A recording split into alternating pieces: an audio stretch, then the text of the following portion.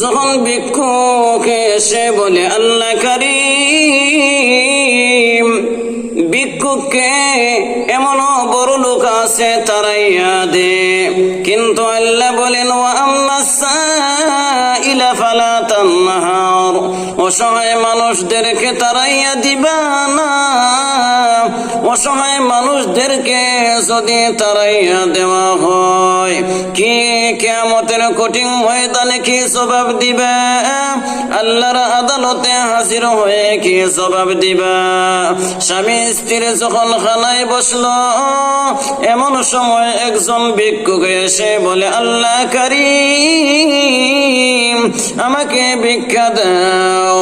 স্বামী বেচারা ছিল জালিম। স্বামী ডাক দিয়া বলে রে ফকির, তুমি এখন কিসের জন্য আসলা? আমাদের খানার সময় কেন তুমি ডিস্টার্ব দিলা?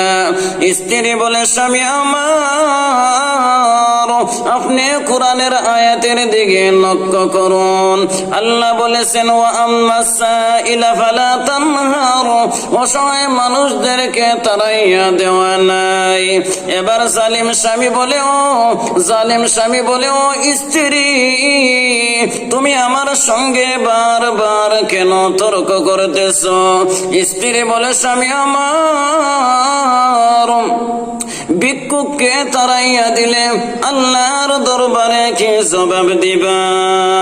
এবার জালিম স্বামী ফকিরের গালের মধ্যে বড় একটা চর মেরে দিল।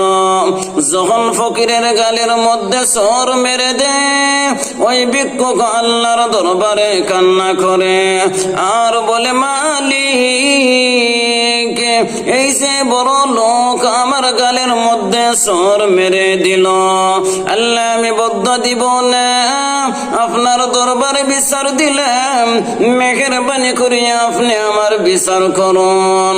যখন চোখের পানি ফেলে ফেলে ওই ভিক্ষুক চলে যায়, এবার স্বামী স্ত্রীর মধ্যে ঝগড়া শুরু হয়ে যায়। স্ত্রী বলে স্বামী আমার, আপনি ভিক্ষুককে এভাবে গালের মধ্যে চর মেরে দিলেন। স্ত্রী ছিল আল্লাহ ওয়ালা।